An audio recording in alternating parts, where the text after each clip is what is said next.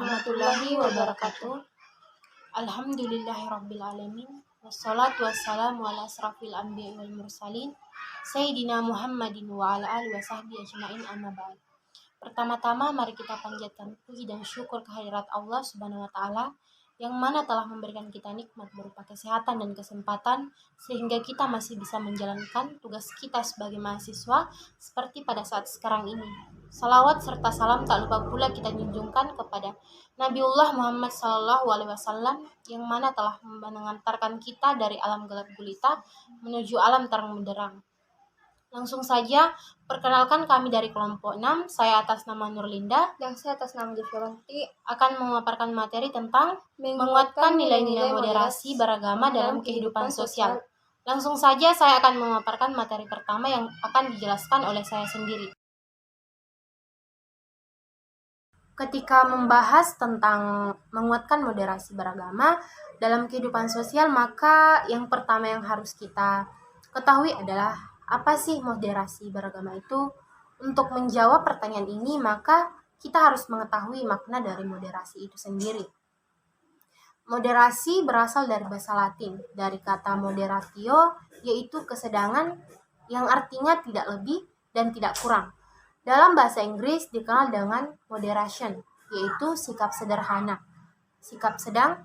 Di dalam bahasa Arab, moderasi dikenal dengan kata wasat atau wasatiyah, yang sepadan dengan kata tawassut, yang artinya tengah-tengah, iktidal yang artinya adil, dan tawazun yang artinya berimbang. Dari semua ungkapan ini, maka moderasi merupakan sikap memilih jalan tengah, berusaha adil dan berimbang, dan tidak berlebih-lebihan. Dengan demikian, moderasi beragama dapat dipahami sebagai cara pandang, sikap dan perilaku selalu mengambil poros atau jalan tengah, selalu bertindak adil dan tidak ekstrim dalam beragama. Sayangnya istilah moderasi beragama ini sering disalahpahami. Moderasi sering diartikan sebagai kompromi keyakinan dengan agama lain, tidak sungguh-sungguh dalam beragama, tidak peduli dengan agama sendiri, bahkan dikatakan liberal.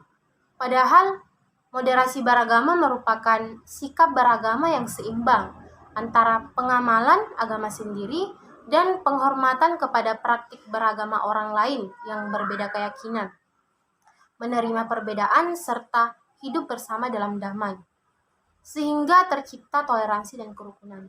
Adapun moderasi dalam kehidupan sosial bertujuan untuk menghadirkan jalan tengah dua kelompok ekstrim antara liberalisme dan konservatisme dalam memahami agama, dan tujuan lain dari moderasi beragama tidak lain untuk menghadirkan keharmonisan dan kedamaian di dalam kehidupan kita sebagai sesama masyarakat bangsa Indonesia.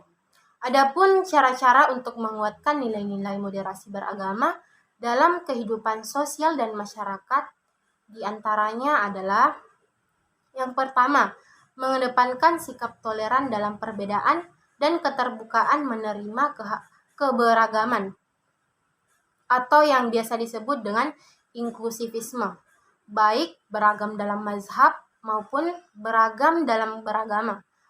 Perbedaan tidak menghalangi untuk menjalin kerjasama dengan asas kemanusiaan. Meyakini agama Islam yang paling benar tidak berarti harus melecehkan agama orang lain, sehingga akan terjadilah persaudaraan dan persatuan antar agama. Dalam kehidupan bersama atau bersikap toleran terhadap peribadatan dari agama-agama lain, para pemeluk agama yang berbeda harus hidup berdampingan secara damai. Agama yang berbeda tidak menjadi penghalang bagi kerukunan hidup di tengah masyarakat, baik dalam beribadah sebagai individu maupun dalam berinteraksi sosial sebagai anggota masyarakat Islam. Islam mengajarkan untuk selalu bersikap moderat. Islam juga cinta damai. Di dalam Al-Quran Surah An-Nisa ayat 114 menjelaskan tidak ada kebaikan dari orang-orang yang menyuruh manusia memberi sedekah atau berbuat baik atau mengadakan perdamaian di antara manusia. Barang siapa yang berbuat demikian karena mencari keridaan Allah, kelak kami memberi kepadanya pahala yang besar. Perdamaian antara orang Islam dan orang yang bukan Islam diperbolehkan dengan berdasarkan ketentuan syariat. Jika mereka merendah untuk berdamai, maka merendahlah kepadanya dan bertakwalah kepada Allah. Sesungguhnya Dialah yang Maha mendengar lagi Maha mengetahui. Quran Surah Al-Anfal ayat 16. Nabi SAW sangat giat dalam usaha kepada perdamaian. Ad-din al-mu'amalah. Agama adalah interaksi. Demikian sabda Nabi Muhammad SAW. Maksud beliau adalah keberagaman diukur dari interaksi. Semakin baik interaksi seseorang, semakin baik pula keberagamaannya. Islam yang juga terambil dari kata yang sama, salam atau damai, menuntut agar interaksi atau hubungan dengan siapapun harus dilakukan dengan baik, damai, dan membawa kepada kedamaian. Demikianlah Islam dengan ajarannya yang sangat menganjurkan adanya kerukunan dan kedamaian. Ada dimanapun dan kapanpun. Rukun dan damai adalah wujud esensi dari moderasi beragama. Dan moderasi beragama atau wasatiyah merupakan esensi dari ajaran Islam. Yang kedua, menerima pendapat dari sesama masyarakat tanpa memandang suku, ras, budaya, ataupun agama. Tidak bisa dipungkiri Indonesia adalah bangsa yang majemuk. Itu kenyataan yang tidak bisa disangkal. Kita adalah bangsa yang terdiri dari berbagai suku budaya, bangsa agama yang tinggal di pulau-pulau yang terpisah. Karena itu tepat sekali semboyan negara kita, Bhinneka Tunggal Ika, berbeda tetapi satu. Perbedaan diakui, tidak disangkal atau dipaksa untuk diseragamkan. Namun dengan bermoderasi dalam agama, keragaman membuat hidup kita semarak dan bergairah. Sedangkan persamaan membuat kita bersatu dan bekerja sama dengan memberikan masing-masing pendapat tanpa perlu mematahkan atau menganggap remeh pendapat orang lain. Sehingga tercapailah tujuan yang telah dicita-citakan. Yang ketiga, moderasi beragama penting diimplementasikan dalam mengelola kehidupan masyarakat Indonesia yang sangat plural dan multikultural. Moderasi beragama jika dikelola dengan baik dan benar dan bisa dipahami oleh seluruh pemeluk agama, maka dapat menjaga kerukunan inter dan antar umat beragama, terutama bagi masyarakat yang plural. Masyarakat yang plural ditambah dengan pemahaman agama pemeluknya yang kadang masih sempit, dapat menjadi trigger potensi, kerawanan, dan ancaman perpecahan. Sebagai sebuah negara dengan budaya, adat istiadat atau tradisi, suku atau etnis, bahasa dan agama yang beragam, konflik keagamaan dapat terjadi di Indonesia, terutama dipicu dengan adanya sikap keberagamaan sebagai umatnya yang eksklusif. Materi selanjutnya yaitu moderasi sangat erat kaitannya dengan toleransi. Karena makna toleransi merupakan usaha yang sungguh-sungguh bersedia menghormati, menghargai, dan menerima perbedaan yang ada pada orang lain atau agama lain. Dalam beragama, kesediaan menghormati, menghargai, dan menerima seperti itu sama sekali tidak berarti mengurangi atau menghilangkan dogma pokok-pokok dalam ajaran agama. Moderasi beragama sama sekali bukan berarti kita melakukan kompromi untuk menukarkan akidah antara keyakinan, akan tetapi saling menghormati, saling menghargai, saling mendengarkan tentang agama dan keyakinan orang lain. Intinya lebih mencari titik temu ajaran agama daripada memperbesar perbedaan agama dan ajaran agama. Sejak awal kita sudah berbeda, maka perbedaan bukan menjadi faktor tidak bisa mewujudkan kerukunan, malah sebaliknya.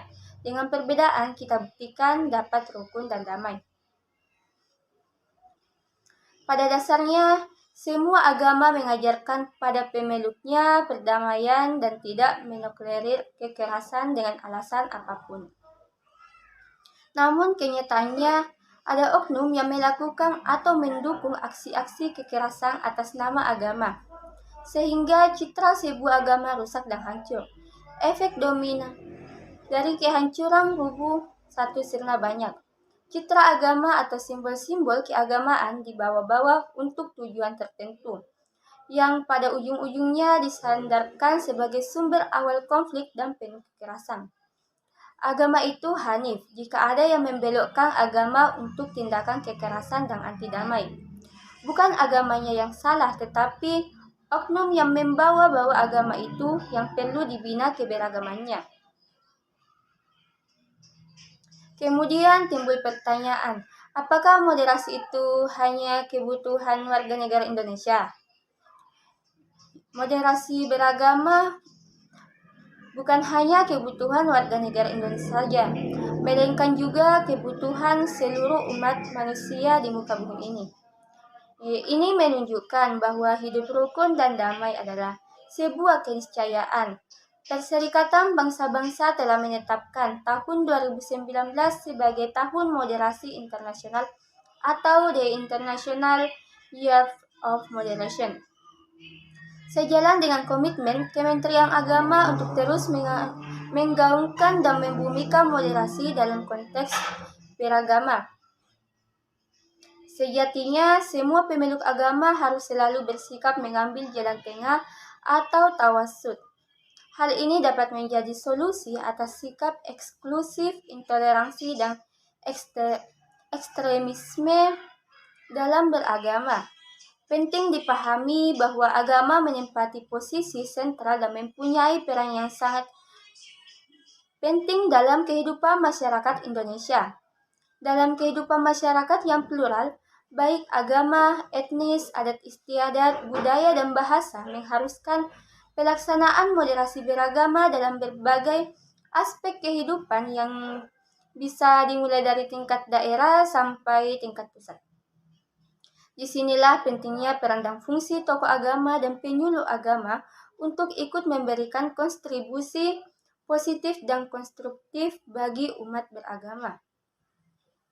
Sebagai tanggung jawab para tokoh agama dan penyuluh agama, maka mereka perlu memikirkan bagaimana mengatasi problem keberagaman umat, di antaranya yaitu dengan memperbanyak literatur bacaan atau literasi. Keagamaan yang ringan tetapi menggambarkan kedalaman kasana pengetahuan keagamaan tentu saja bersumber dari referensi yang dapat dipertanggungjawabkan.